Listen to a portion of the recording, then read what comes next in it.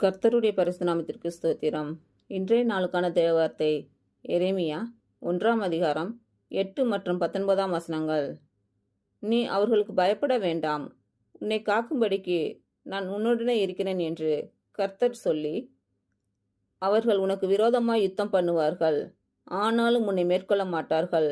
உன்னை ரட்சிக்கும்படிக்கு நான் உன்னுடனே இருக்கிறேன் என்று கர்த்தர் சொல்கிறார்.